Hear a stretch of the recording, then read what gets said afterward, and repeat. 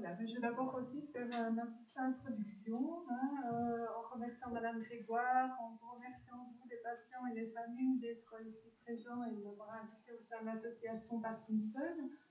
Cela me donne l'occasion de partager quelques grains de mes connaissances concernant ce sujet, un sujet qui me tient à cœur, c'est la communication entre le cerveau et le tube digestif.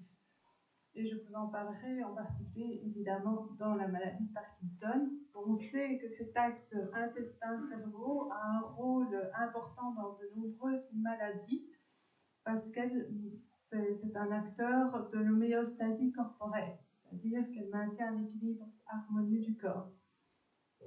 Sans cet axe, nous sommes en déséquilibre. Et d'ailleurs, on connaît bien ces bienfaits déjà, cet axe intestin-cerveau est déjà bien étudié dans le cadre de l'obésité.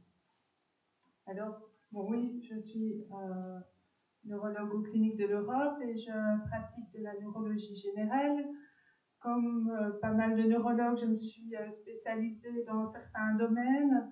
Au début, je me suis surtout spécialisée dans le domaine des nerfs périphériques. J'ai conduit des études aux cliniques Saint-Luc pour la recherche de critères diagnostiques pour les neuropathies inflammatoires et en particulier le syndrome de Guillain-Barré. Mais en acquérant de l'expérience clinique, j'ai particulièrement développé une affinité pour le suivi des patients qui souffrent de maladie de Parkinson. On se demandait pourquoi.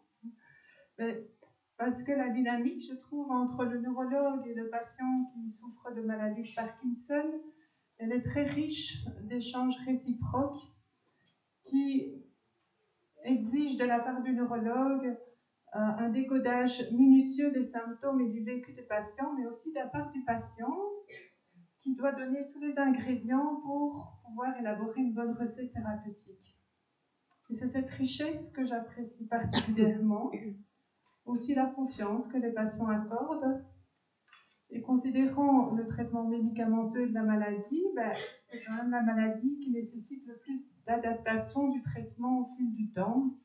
Et pour que cette adaptation persiste, pour que l'efficacité du traitement persiste et que le patient et le neurologue en soient satisfaits, cela impose une très bonne alliance thérapeutique. Voilà pourquoi je me suis particulièrement intéressée au suivi des patients qui souffrent de maladie de Parkinson. Alors, on va commencer le sujet. Voilà. Alors, l'intervention de l'intestin dans le développement de la maladie de Parkinson, c'est un domaine de recherche en plein essor. Pourquoi? C'est parce qu'avant, on pensait que la maladie de Parkinson était exclusivement une maladie du cerveau, suite à la découverte des bénéfices de la dopamine sur les symptômes moteurs de la maladie.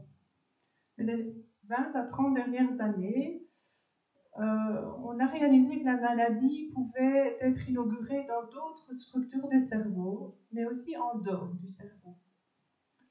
Et en constatant que 80% des patients qui souffrent de maladie de Parkinson présentaient des troubles digestifs, en l'occurrence la constipation, déjà 10 à 20 ans avant même que les symptômes moteurs de la maladie ne se déclarent, on a essayé de comprendre ce qui se passait dans le tube digestif. Et en 1980, on a découvert les premières inclusions d'alpha-synucléine dans les neurones entériques des patients, les neurones de l'intestin des patients, ce qui a permis de suggérer d'incriminer leur implication dans la pathogénie de la maladie. Alors, afin de pouvoir mieux comprendre les liens entre le cerveau et l'intestin dans la maladie de Parkinson, je vais faire un bref rappel de la maladie d'abord, puis on va parler des indicateurs cliniques du développement de la maladie et en particulier on va se concentrer sur la phase prodromale de la maladie. Pourquoi? Parce que c'est cette phase qui est intéressante pour toutes les recherches qui vont cibler leur traitement et les biomarqueurs diagnostiques avant même que la maladie ne se développe, hein, pour pouvoir empêcher, voire ralentir l'évolution avant d'arriver aux symptômes moteurs. Récemment, assez récemment, 2019, il y a 2 médecins danois qui ont élaboré 2 modèles physiopathogéniques qu'on appelle gut first, intestin d'abord, ou cerveau d'abord, brain first. Je vais vous en parler. Alors, je vais vous décrire aussi ce que c'est l'alpha-synucléine, vous le savez peut-être déjà, et les corps de Levy. Et je vais vous parler aussi évidemment de l'axe intestin-cerveau et plus précisément de l'axe microbiote intestin-cerveau. Et je vous expliquerai les voies de communication entre ces différents organes. Alors le système nerveux entérique, on parle que c'est notre deuxième cerveau. Et vous verrez que c'est une porte ouverte vers le milieu environnement. Et nous allons vraiment développer ce domaine très important de ce système nerveux qui se cache au sein de nos entrailles. Je vous parlerai bien évidemment de ce troisième organe, ce troisième acteur de cet axe, c'est le microbiote intestinal. Et enfin, bon, on fera des petits rappels brefs de conseils alimentaires pour nourrir son microbiote. Alors, la maladie de Parkinson se manifeste classiquement par une destruction des neurones dopaminergiques dans une toute petite partie du cerveau, appelée la substance noire, qui se loge à la base du cerveau. Les neurones dopaminergiques de la substance noire se projettent vers le corps strié pour permettre la régulation de nos mouvements. Dans la maladie de Parkinson, on voit une dépopulation des neurones dopaminergiques. On voit cette perte avec une atténuation de la substance noire en anastomopathologie.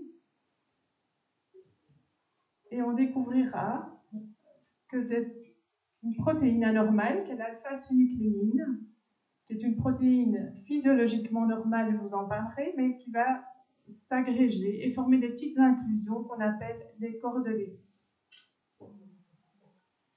Alors, il y a 7 millions de personnes dans le monde qui souffrent de maladie de Parkinson. Il y en a 30 000 en Belgique et on pense qu'en 2040, on aura 14 millions de personnes dans le monde. On assiste donc à une recrudescence de cette maladie. Il y a 3 000 nouveaux cas par an, discrète prédominance masculine, et on sait qu'il y a des formes héréditaires, mais qui ne concernent que 5%. La plupart du temps, on ne connaît pas la cause, on ne connaît pas encore la cause de la maladie. Et dans 95% des cas, on parle alors d'une maladie de Parkinson idiopathique, parce qu'on ne connaît pas la cause. Mais on pense que c'est la combinaison de facteurs de prédisposition génétique et environnementaux. Juste un petit aperçu sur les formes familiales, les 5% dont je vous ai parlé, sans s'y attarder. Ce sont des formes qui ne concernent qu'un gène, qui sont monogéniques et qui sont héréditaires. Certaines sont autosomiques dominantes, c'est-à-dire qu'un descendant sur 2 présentera la maladie, ou autosomiques récessives, un descendant sur 4 présentera la maladie. Et à ce jour, on a identifié 13 gènes. Alors, pour vous aider à mieux comprendre les liens suivantes, j'ai reconstruit ici un petit schéma avec les structures cérébrales qui se situent en dessous de la substance noire. La substance noire, où se trouvent les neurones dopaminergiques. Donc là, on a le cerveau, et là, c'est le tronc cérébral, le fameux noyau du vague qui va donner naissance au nerf vague, qui est l'axe de communication entre le cerveau et les organes, dont le tube digestif. Ce qui est important, c'est qu'on verra de nos jours, maintenant, on essaie de bien comprendre les relations entre les symptômes différents et les atteintes de différentes structures.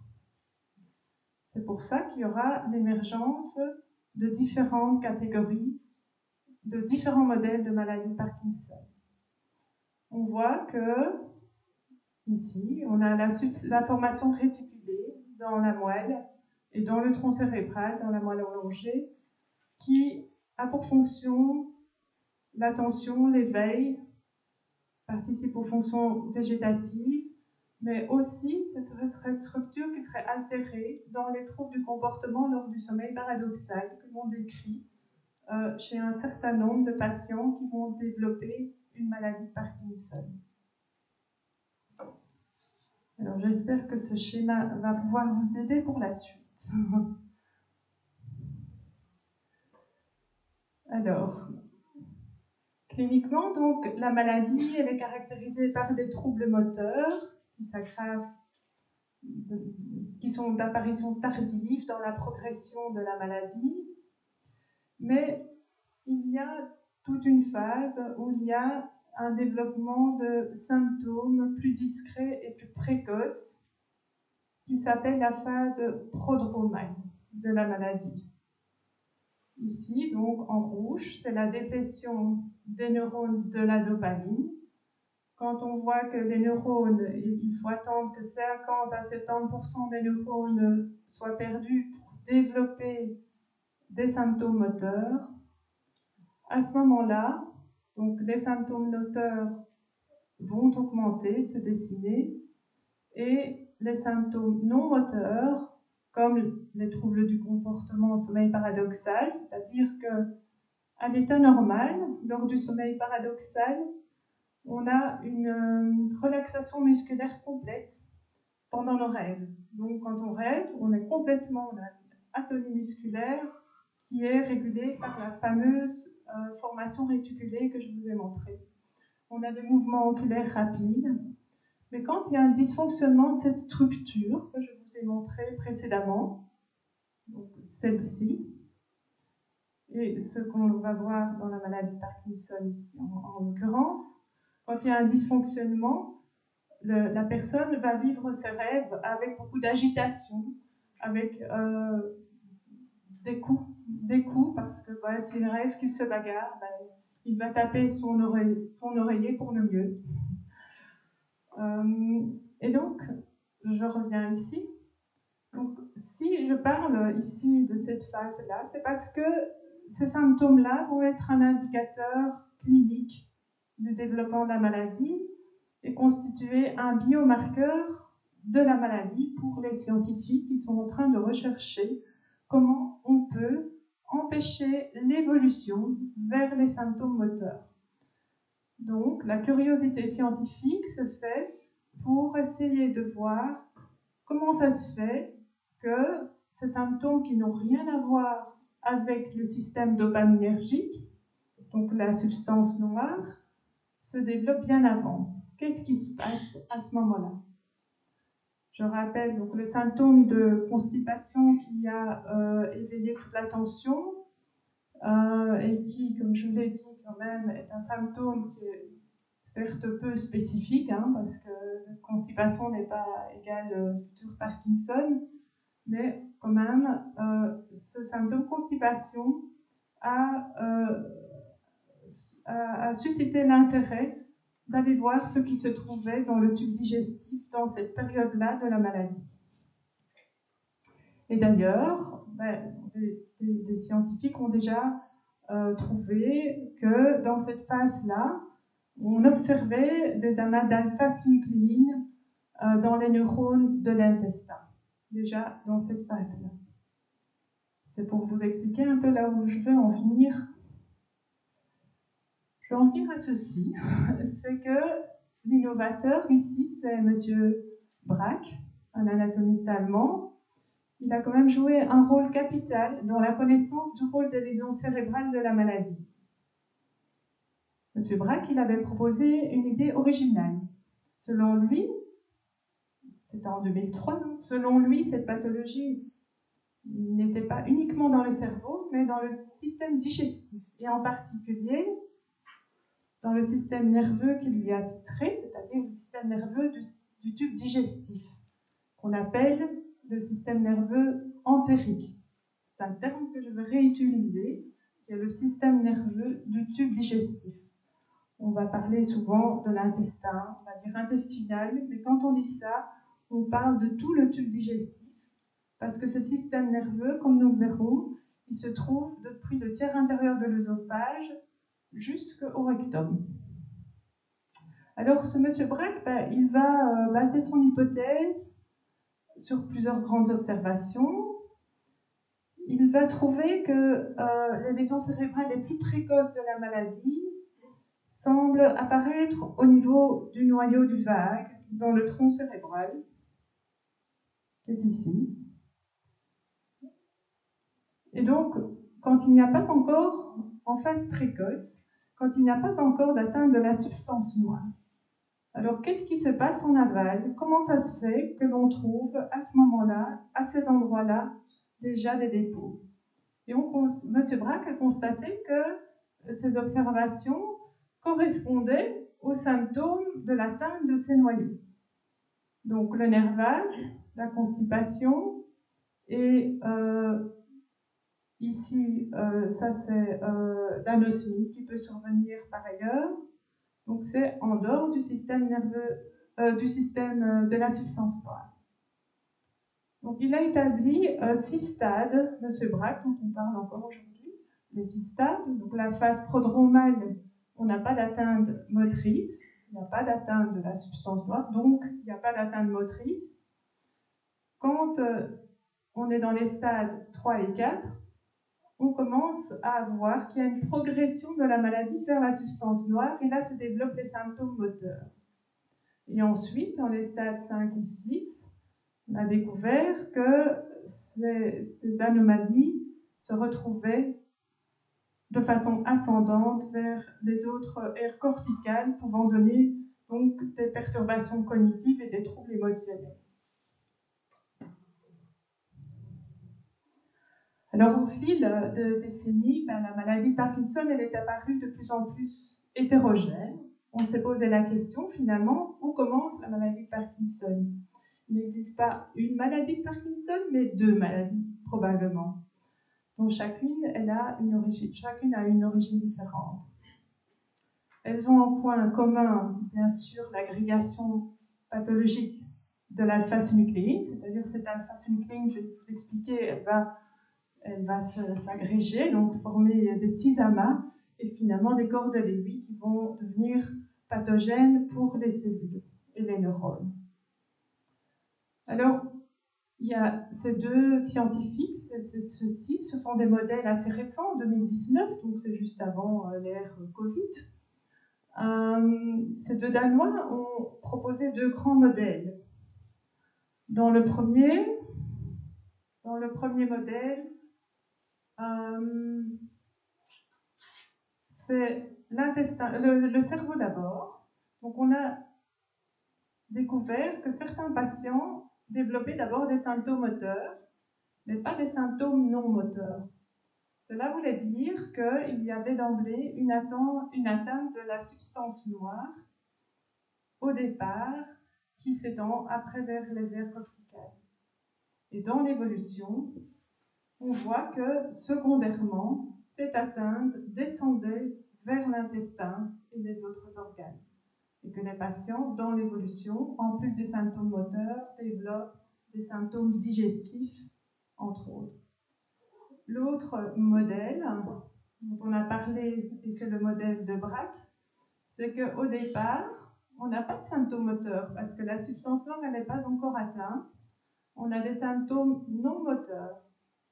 Ces symptômes non moteurs sont liés à l'atteinte du système nerveux sympathique et à l'atteinte du tube digestif. Donc on aura ces symptômes dont on a parlé, la constipation, de l'hypotension artérielle orthostatique, mais pas encore vraiment de parkinsonisme moteur. Dans l'évolution, donc, on voit qu'il y a une diffusion ascendante vers la substance noire et vers les aires corticales. Et le patient a à ce moment-là des symptômes non moteurs et des symptômes moteurs. Donc, voilà, ça s'éclaircit de plus en plus qu'il y a des patients qui vont avoir une forme et des patients qui vont avoir l'autre forme. Donc, soit on a la forme brain first, le cerveau d'abord. À ce moment-là, la voie d'entrée, on pense qu'elle est au niveau du bulbe olfactif. Elle va depuis, je vais vous montrer ici, elle va depuis le bulbe olfactif, donc les fosses nasales, et que la maladie commencerait par le nez et diffuserait par là vers la substance noire, le système dopaminergique, pour s'étendre ensuite, puis s'étendre vers le bas. Donc on a une maladie qui commence en bas, qui s'étend vers le haut, et on a une maladie qui commence en haut et qui s'étend ensuite vers le bas. Donc on essaye de comprendre pourquoi ces deux modèles différents. On n'a pas encore toutes les réponses aujourd'hui, mais c'est pour vous montrer où en est la recherche actuellement. Et les intérêts, évidemment, c'est de pouvoir agir le plus tôt possible. Donc comprendre où se passe l'induction de la maladie. Alors un petit mot sur l'alpha-synucléine. Donc c'est une protéine qui est extrêmement abondante dans le cerveau. Elle est en petite quantité dans les muscles et dans le cœur. C'est une protéine physiologique qui a un rôle très important dans la transmission synaptique entre deux neurones. Donc l'alpha-synucléine, à l'état normal, elle est essentielle à la santé des neurones et surtout à la propagation des neurotransmetteurs entre les neurones. Parce que c'est alpha-synucléine qui va aider.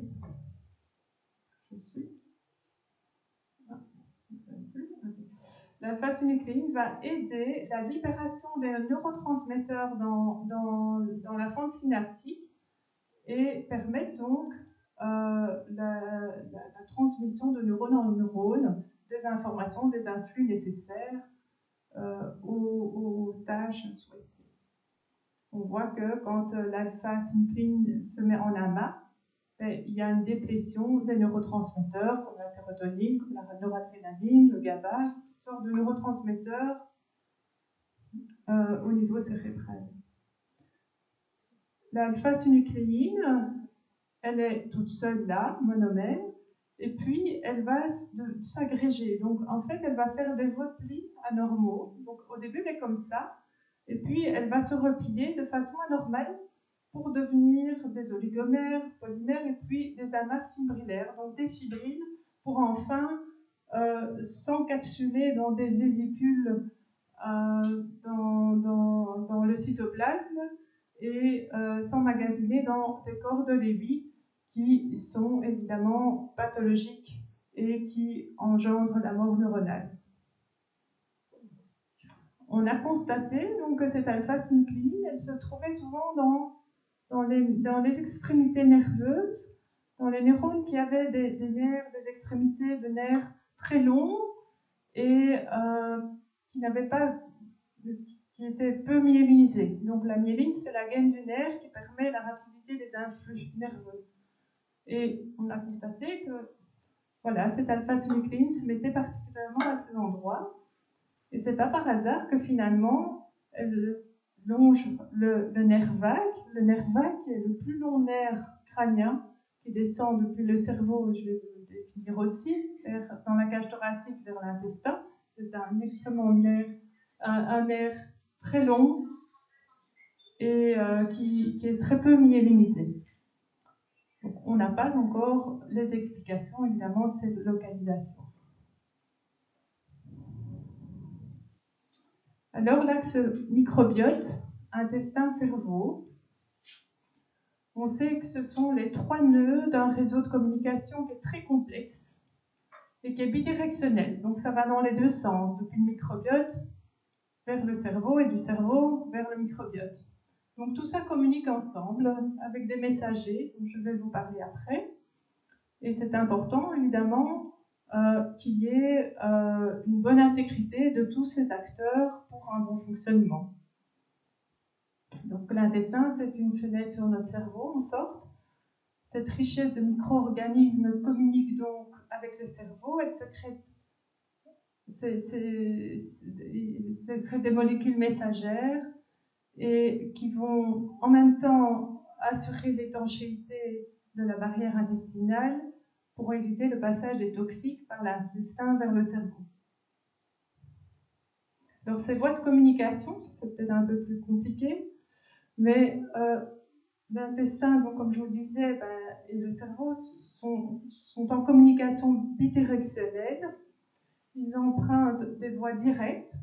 Donc ici, on a la paroi de l'intestin. Ce sont une monocouche de cellules. Donc il n'y a qu'une couche de cellules qu'on appelle les entérocytes, les cellules épithéliales de l'intestin.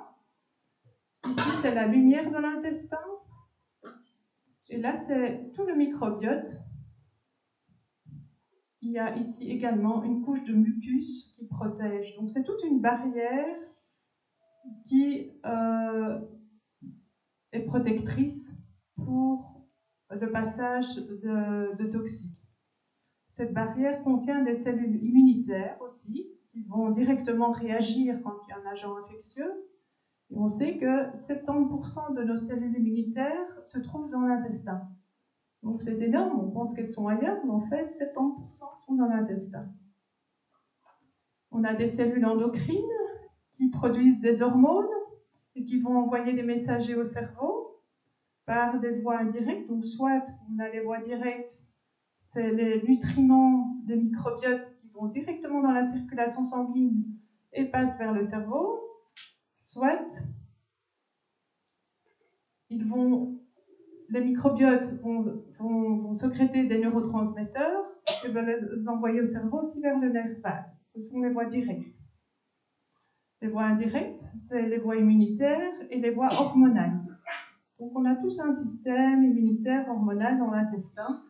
On ne se rend pas compte quelle richesse on a dans notre ventre et à quel point donc cet intestin fonctionne de façon autonome en assurant vraiment l'équilibre de tout notre organisme. Donc les réponses immunitaires vont être transférées vers le cerveau, soit via le sang, soit via le nerf vague. De même, les messagers hormonaux vont aller soit vers le cerveau, soit via le sang, soit vers le nerf vague. Donc vous voyez que c'est tout un langage, toute une communication avec des messagers qui sont sécrétés déjà par le microbiote et par les cellules intestinales. C'est peut-être un peu compliqué tout ça, j'essaie d'expliquer le plus simplement possible, mais je me rends compte que ça ne doit pas être évident pour vous. Alors, ce fameux nerf vague, vous avez vu que c'était le nerf qui partait du tronc cérébral et qui était un long nerf qui va, au travers de la cage thoracique, innerver l'intestin, comme vous le voyez ici. Hein. Donc, mon pointeur, voilà. On a un nerf vague à gauche et un nerf vague à droite. Donc vous voyez le trajet du nerf vague, il innerve le cœur aussi, les organes, qui permet de réguler aussi. Vous savez que le nerf vague régule le rythme cardiaque et c'est tout le système nerveux parasympathique. Le nerf vague, il envoie il reçoit des afférences sensitives de l'intestin. Donc quand l'intestin dit qu'il a faim, ou qu'il a mal, qu'il est inconfortable, ou quand le microbiote se met à parler et à digérer des nutriments, soit des bons, soit des mauvais, ça va être dit au cerveau via le nerf vague. Et le cerveau donc va réagir aux signaux, par exemple j'ai faim, donc le cerveau va dire oui, maintenant on va manger. Hein. J'ai mal, on va voir qu'est-ce qu'on va faire, c'est le ressenti. Alors il y a aussi la voie efférente, c'est-à-dire c'est le cerveau qui va transmettre de l'information vers l'intestin pour réguler la motilité intestinale, pour sécréter certains enzymes et assurer des réponses inflammatoires. Donc vous voyez que c'est bidirectionnel dans les deux sens et que ce nerf vague a toute son importance, c'est l'autoroute dans cet axe entre l'intestin et le cerveau. Le système nerveux entérique, c'est notre deuxième cerveau, puisque je vous ai dit, il est tellement riche, il est bien caché, c'est pour ça qu'on l'a ignoré pendant de nombreuses années.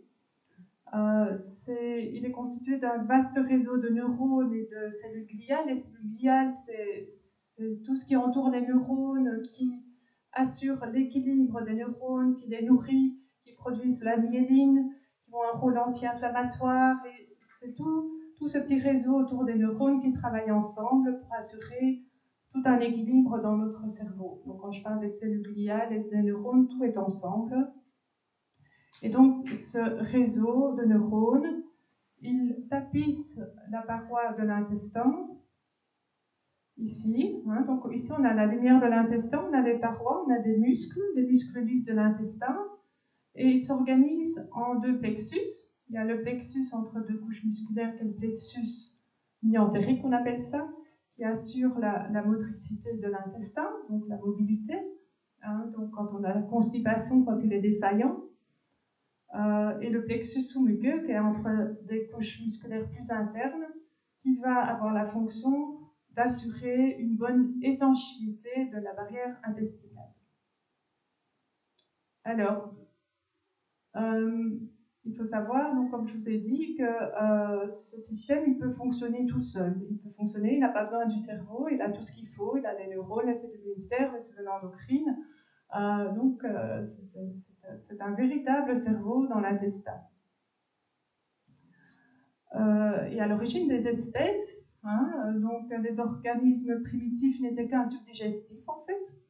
Et donc, c'est peut-être notre cerveau originaire.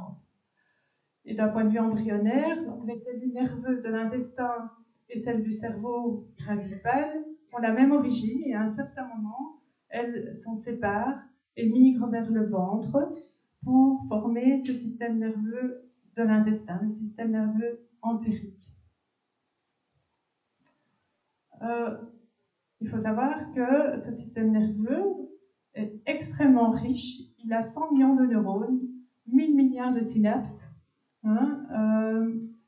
Et comme je vous l'ai dit, donc, il est situé sur tout le tractus digestif, depuis le terrain inférieur de l'œsophage jusqu'à la partie terminale du côlon. La barrière intestinale a toute son importance, puisque c'est une porte ouverte à l'environnement. C'est une barrière à la fois physique, parce qu'il y a cette cellule qui sont les monocuches cellulaires, qui sont collées l'une à l'autre par des jonctions serrées pour empêcher le passage des toxiques, d'agents pathogènes. Une fois que ces cellules, ces jonctions serrées sont désintégrées, on va avoir une perte des défenses contre le milieu environnement. Donc tous ces toxiques. Donc, toute l'importance de cette barrière intestinale qui est constituée de ces cellules épithéliales, mais aussi de mucus. Et ce mucus, il est sécrété par toutes nos petites bactéries, dont le microbiote. Il digère le mucus et puis il le renouvelle. Donc on a besoin de bactéries pour avoir une bonne barrière. Je pense si, donc je crois que je vous ai tout dit à ce sujet-là. Par contre, il y a des nutriments essentiels qui peuvent quand même passer et vont sélectionner. Et une fois que les jonctions serrées sont perdues, on a perdu l'intégrité et c'est la porte ouverte aux toxiques dans notre intestin et puis dans le cerveau. Alors, puisqu'on sait que dans la maladie de Parkinson, cet intestin, pourquoi on sait qu'il y a des symptômes digestifs précoces, donc c'est une preuve que l'intestin rentre en ligne de compte dans la maladie de Parkinson. Il y a une dégénérescence aussi des cellules intestinales qui vont normalement produire un neuropeptide qui est essentiel au bon fonctionnement de l'intestin et qui est essentiel aussi au renouvellement neuronal, donc ce qu'on appelle la neurogenèse. Il y a des preuves anatomiques aussi, anatomopathologiques. Hein.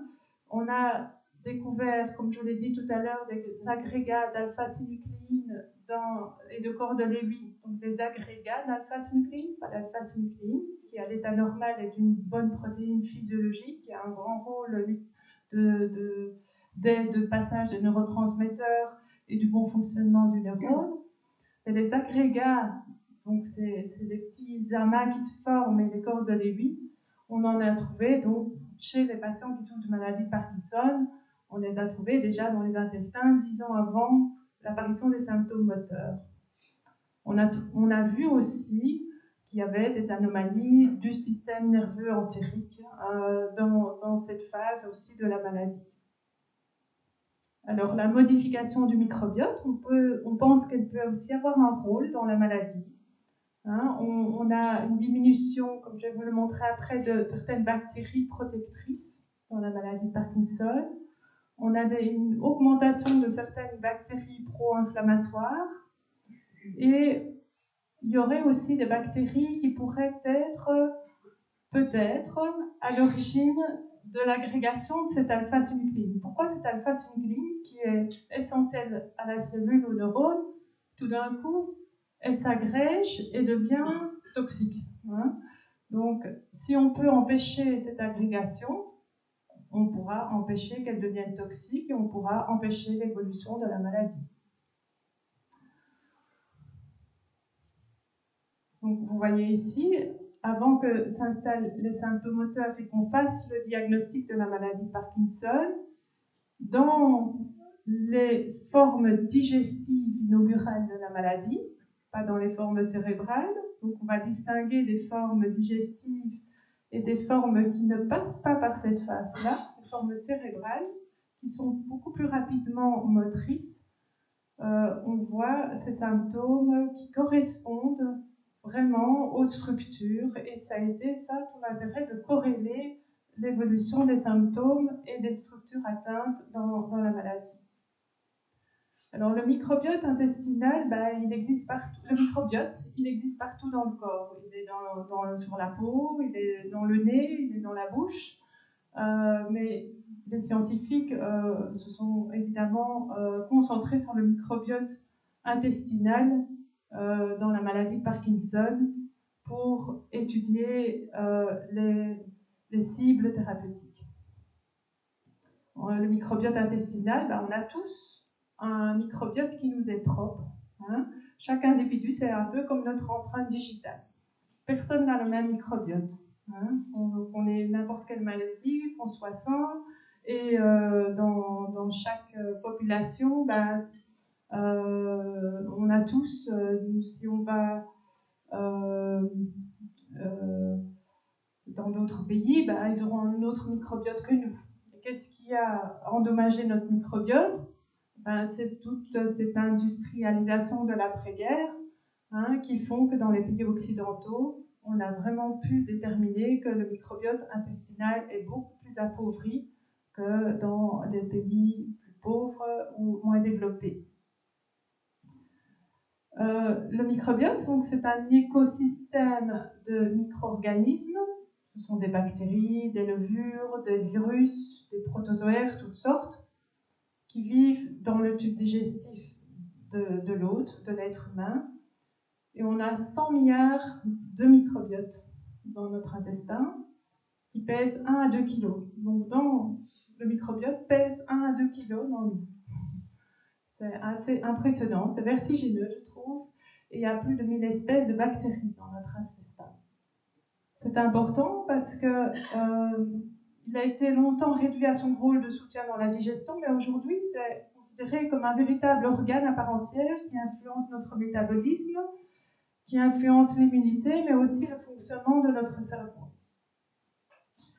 Et donc, cet équilibre du microbiote, il est assez délicat parce que certaines bactéries vont aider à décomposer les fibres alimentaires, d'autres vont servir, elles ont toutes des petits rôles différents, toutes nos bactéries, toutes nos espèces de bactéries ont des rôles différents. Il y aura des bonnes, il y aura des mauvaises bactéries, certaines vont produire des vitamines, d'autres vont renforcer la barrière intestinale contre les agents pathogènes. Donc nos bactéries, elles mangent, elles boivent, puis elles éliminent. Les bonnes bactéries, elles mangent les déchets, elles les éliminent en bons nutriments, et nos mauvaises bactéries, elles vont manger les nutriments et les éliminer en toxines. Et on peut bien donc penser que quand cet équilibre du microbiote est perturbé, ben c'est tout l'organisme qui peut en souffrir. Alors, ce microbiote en bonne santé, ben, il apprend à distinguer tout ce qui est dangereux, les virus, les bactéries, de ce qui est inoffensif, hein, les bonnes bactéries, les bons aliments. Et quand on a un déséquilibre du microbiote, comme vous le savez, on peut avoir des maladies immunitaires, des allergies. Et donc, on appelle ce déséquilibre la dysbiose. C'est le terme qui est utilisé pour expliquer quand on n'a pas un bon équilibre entre des bonnes et des mauvaises bactéries. On a évidemment tous des bonnes et des mauvaises bactéries, mais avec un équilibre qui peut être bénéfique ou toxique. Alors, le microbiome, oui, c'est quoi le microbiome? Le microbiome, c'est un terme qui, autant le microbiote décrit plus la composition des bactéries, autant le microbiome, il va décrire plus le patrimoine génétique des micro-organismes et la diversité fonctionnelle. Donc les fonctions et le patrimoine génétique, on appellera l'ensemble, c'est le milieu, c'est l'écosystème qui s'appelle le microbiome. Donc tous nos bactéries, tous nos micro-organismes ont un ADN. Et ce que vous ne savez pas, c'est qu'ils contiennent plus de 3 millions de gènes, et c'est 100 fois plus que nos gènes, que le génome humain. Donc on a 150 fois plus de gènes dans nos bactéries que dans notre ADN. Et ça, c'est assez vertigineux. Alors, dans la maladie de Parkinson, le microbiote, c'est un complice silencieux de la maladie. Parce que donc, de nombreuses études ont essayé d'éclairer le rôle du microbiote dans la pathogénèse de la maladie, de rechercher quelles étaient les altérations microbiennes communes aux personnes qui souffrent de maladie de Parkinson, pour essayer d'identifier des pistes thérapeutiques ciblées sur le microbiote. Et donc, face à cet intérêt croissant sur le microbiote, des chercheurs ont commencé à développer des techniques de plus en plus complexes, innovantes, pour essayer d'explorer l'ADN du microbiote. L'ADN permet d'identifier les différentes catégories de bactéries. Et ici, donc j'ai retrouvé dans le Journal of Neurology de 2025 un peu un résumé de l'étude qu'on appelle métagénomique, c'est-à-dire l'étude du génome des selles des patients qui souffrent de maladie de Parkinson, qui ont pu quand même identifier des regroupements de bactéries et de déséquilibres qui se trouvent dans la maladie de Parkinson. Donc, dans la maladie de Parkinson, ce qu'on a retrouvé, ce sont encore des recherches, hein, des études et des conclusions qui ne sont pas encore à appliquer. Donc, que les selles d'un patient parkinsonien présentaient plus de ce type de bactéries et moins de ce type de bactéries. Il y a des bactéries qui sont pro-inflammatoires et qui vont détruire la barrière intestinale, qui vont avoir une toxicité pour les neurones. Et il y a en outre une bactérie, on pense qu'elle pourrait peut-être déclencher l'agrégation de l'alpha-synucléine. Donc déclencher ce mécanisme de mise en amas de cette protéine et qui va faire qu'elle va devenir toxique et faire développer la maladie de Parkinson. On a constaté aussi que certaines bactéries manquaient, enfin étaient en moindre quantité. Ce sont les bactéries qui digèrent les fibres, et donc les bactéries qui digèrent les fibres, elles produisent des acides gras. Et les acides gras, c'est un élément vraiment essentiel pour notre santé. Les acides gras à courte chaîne, parce que les acides gras à courte chaîne vont avoir un rôle vraiment déterminant pour l'intégrité de la barrière intestinale, pour la production de neurotransmetteurs et dans la protection des neurones. Par ailleurs, on pense aussi, on a trouvé que l'Enterococcus faecalis, entre autres, qui est, qu'est-ce qu'il est lui? Il est dans les entérobactères. Ce sont des bactéries qui métabolisent la lévodopa. Et donc, ça pourrait engendrer une perte d'efficacité de la lévodopa. Et donc, cette étude, évidemment, parfois, la lévodopa n'est pas efficace. Pourquoi? Est-ce qu'il y a une mauvaise bactérie qui dégrade la lévodopa? Alors, le microbiote, quels sont dans la maladie Parkinson? Il y a des pistes de recherche et des perspectives thérapeutiques. Vous l'avez déjà entendu, c'est la transplantation de microbiote fécal. Les études ont montré que la transplantation de selles d'un patient sain vers un patient qui souffre de maladie de Parkinson pouvait ralentir l'évolution des symptômes moteurs. Mais tout ça est encore à l'étude. On va essayer aussi, comme perspective, d'inhiber le métabolisme bactérien. Par exemple, si on peut inhiber les mauvaises bactéries qui métabolisent mal la lévodopa, ce serait bien. Donc, si on les cible et qu'on les empêche de survivre. Et aussi, des stratégies qui visent à renforcer le microbiote. On peut donner des probiotiques, des nutriments, voire des prébiotiques. Mais on n'a pas encore pu déterminer de façon certaine toutes ces bactéries, malgré toutes les techniques en développement. Juste, je ne vais pas trop m'attarder là-dessus parce que c'est un peu lourd. Les acides gras à courte chaîne, j'en parle parce qu'ils sont vraiment, vraiment essentiels pour la santé intestinale et la santé des neurones. Elles sont produites. Donc, les acides gras à courte chaîne, il y en a 3. 95% des acides gras à courte chaîne, c'est l'acétate. Donc, ici, on a les microbactéries. Les fibres sont digérées par les microbactéries et va produire des acides gras. Il y en a 3, l'acétate, le propionate et le butyrate. Ce sont des sources d'énergie incroyables, tant pour l'intestin que pour le cerveau. Parce que ces acides gras, elles vont se fixer sur les cellules, les entérocytes, et plus précisément sur la paroi dans le côlon, et elles vont soit aller directement vers le cerveau et avoir vraiment un rôle dans l'atrophicité des neurones, mais aussi un rôle anti-inflammatoire sur le cerveau, soit elles vont dire aux cellules endocrines, c'est les cellules qui produisent des neurotransmetteurs et des hormones, elles vont dire de produire des neurotransmetteurs, la sérotonine par exemple, que vous connaissez le mieux, et grâce à ces acides gras, on aura une production de sérotonine qui va être transférée vers le cerveau, puisqu'on sait que 95% de notre sérotonine est sécrétée dans le tube digestif et pas dans le cerveau. Je ne sais pas ce que j'ai encore à dire à ce sujet-là, je crois que j'ai bien résumé ça.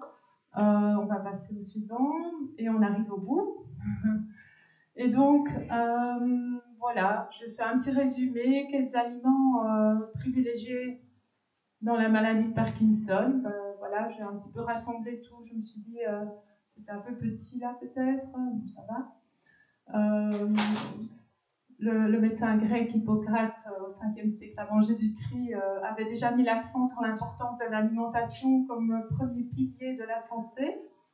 Que ton aliment soit ta seule médecine, citation d'Hippocrate. Et donc, on se rend compte que la nutrition peut influencer le fonctionnement du microbiote. On sait, et on a pu démontrer que le régime méditerranéen peut diminuer l'incidence de la maladie de Parkinson. Alors, qu'est-ce qu'on va essayer de privilégier dans notre alimentation? Et c'est valable, je pense, vraiment pour tout le monde, pour la prévention. Des aliments riches en fibres, hein, les légumes, en particulier les artichauts, les asperges, les légumineuses, des fruits, la pomme et la banane, des céréales complètes. Des aliments riches en oméga 3 et 6, comme les poissons gras, les huiles végétales, les noix, les grains. Des aliments riches en butyrate. Hein. Le butyrate est particulièrement une source d'énergie qu'on trouve plus dans les produits laitiers fermentés. Des aliments riches en polyphénols qui ont aussi une action antioxydante, anti-inflammatoire, qu'on trouve dans tous les fruits et légumes rouges, dans le café, le thé vert, le vin rouge, et aussi beaucoup dans le chocolat noir. Des aliments riches en vitamine C, ça va de soi. Le kiwi est particulièrement riche en fibres aussi, donc n'hésitez pas à manger 1 à 2 kiwis tous les jours. Plein de vitamine C et de fibres.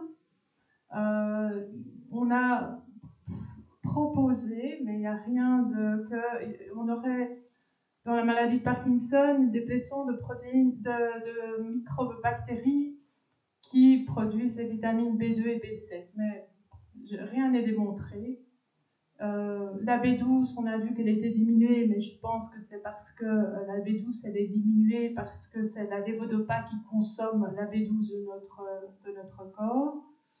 Et donc, évidemment, tous les aliments transformés, il faut les éviter, et les sucres raffinés, dont les jus de fruits.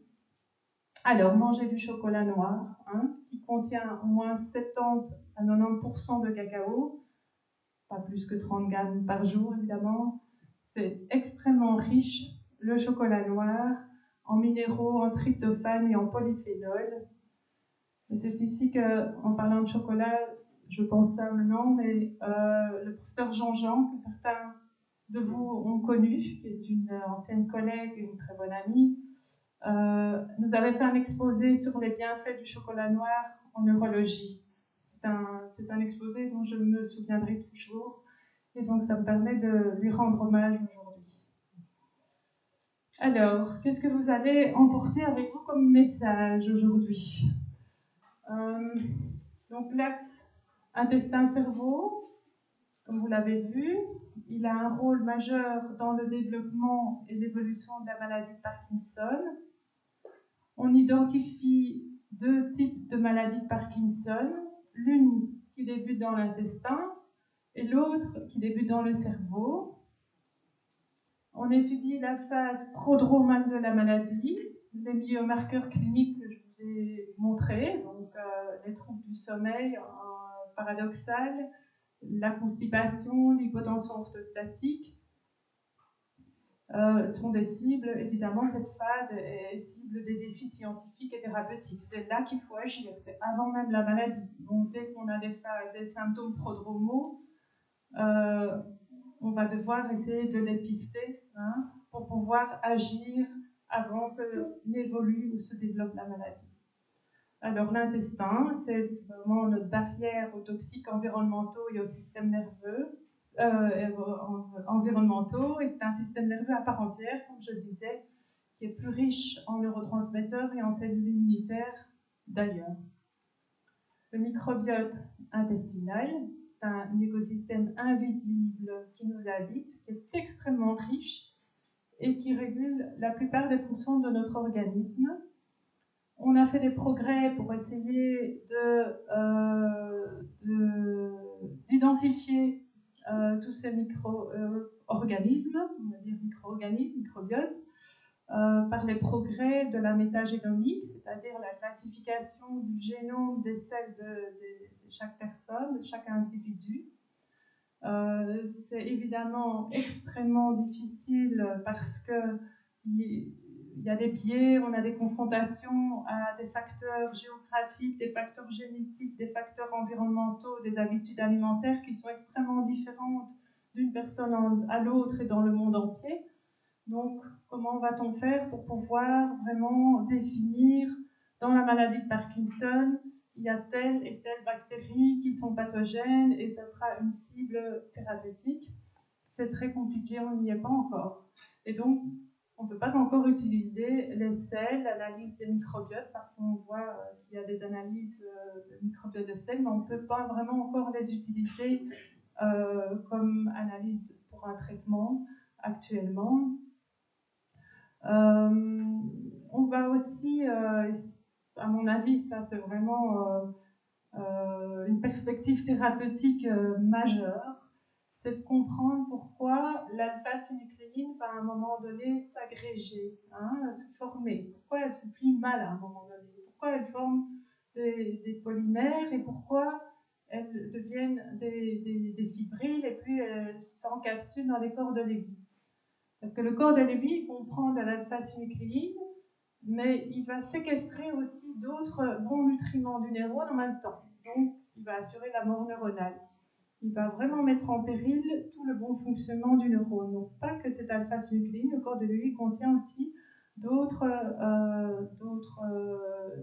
molécules du neurone qui assurent une fonction. Et donc, ça va donner un stress oxydatif à la cellule qui va mourir, au neurone dopaminergique. Alors tout cela ouvre des espoirs pour la prévention, le diagnostic précoce et le traitement de la maladie de Parkinson. Et je vous invite à manger un petit chocolat noir ce soir.